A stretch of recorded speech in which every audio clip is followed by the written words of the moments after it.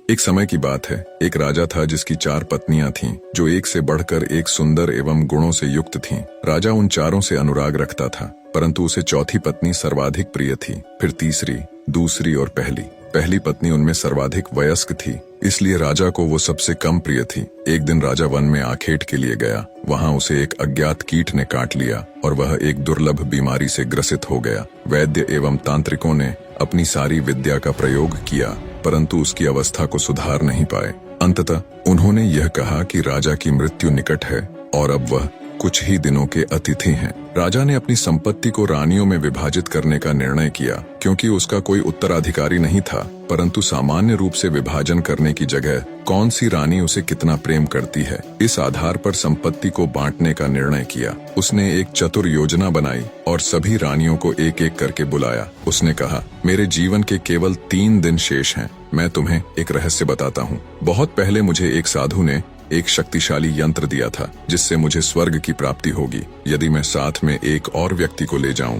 परंतु इससे पहले कि स्वर्ग में प्रवेश करें, हमें दारुण यंत्रणा सहन करनी होगी और नरक में 7 वर्ष व्यतीत करने होंगे। क्योंकि हम एक दूसरे से सर्वाधिक प्रेम करते हैं, इसलिए मैंने यह निश्चय किया है कि मैं तुम्हें अपने साथ आने का यह अवसर प्रदान करूंगा। उसने चौथी रानी से आरंभ किया, जो सबसे छोटी थी और जिससे वह सबसे अधिक प्रेम करता था। उन्होंने उससे पूछा, क्या तुम मरने के बाद मेरे साथ चलोगी? रानी को राजा के पास आई हुई मृत्यु पर पूर्ण विश्वास था। उसने भावना रहित स्वर में कहा, इसमें संदेह नहीं कि मैं आपसे प्रेम करती हूँ, परंतु प्रत्येक व्यक्ति को अपनी मृत्यु का स्वयं ही सामना करना होता है। मैं यही रानी के रूप में रहना पसंद करूंगी। मुझे तो प्रेम एवं सत्कार की आदत है। इतना कहकर चौथी रानी चली गई। राजा को अपनी तीसरी पत्नी भी बहुत प्यारी थी और उस पर उन्हें गर्व था। उन्होंने उसे बुलाया और साथ में मरने का पूछा। तीसरी पत्नी बोली, मैं आपको यह सिद्ध करूंगी कि मैंने आपसे सबसे अधिक प्रेम किया है, पर मैं आपके साथ नहीं चल सकती। मुझे अपनी जिंदगी बहुत प्यारी है।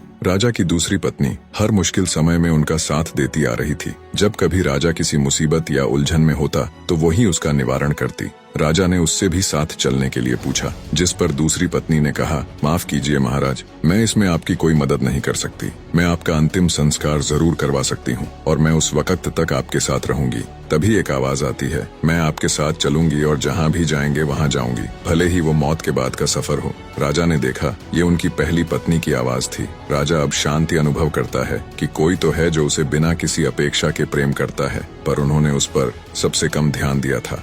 राजा को बहुत शर्मिंदगी महसूस हुई। उन्होंने कहा, जब तक मैं जीवित था तुम्हारा ध्यान रखना चाहिए था, तुम्हारी कद्र करनी चाहिए थी। उन्होंने पहली पत्नी से माफी मांगी। दोस्तों, वास्तव में यह कथा आपकी, हमारी और प्रत्येक मनुष्य की है। हर व्यक्ति की 4 पत्नियां होती हैं। चौथी पत्नी है हमारा शरीर। हम इसे खूब सजाते हैं, गहने पहनाते हैं, अच्छे कपड़े पहनाते हैं, पर आखिर में ये हमारा साथ छोड़ देती है। हमारी तीसरी पत्नी होती है धन संपत्ति। हम जीवन का बहुत सारा समय घर को साजो सामान से भरने में लगा देते हैं, वो भी हमारे साथ नहीं चल सकती। दूसरी पत्नी है हमारा परिवार और दोस्त। वो हमारा हर सुख दुख में साथ देते हैं, लेकिन ज्यादा से ज्यादा वो हमारे आखिरी समय में हमें अलविदा कहने आ सकते हैं, पर साथ में नहीं चल सकते। अब सोचिए, चौथी रानी कौन होगी जो हमेशा हमारे साथ जाएगी, पर जिसको हम कभी महत्व नहीं देते?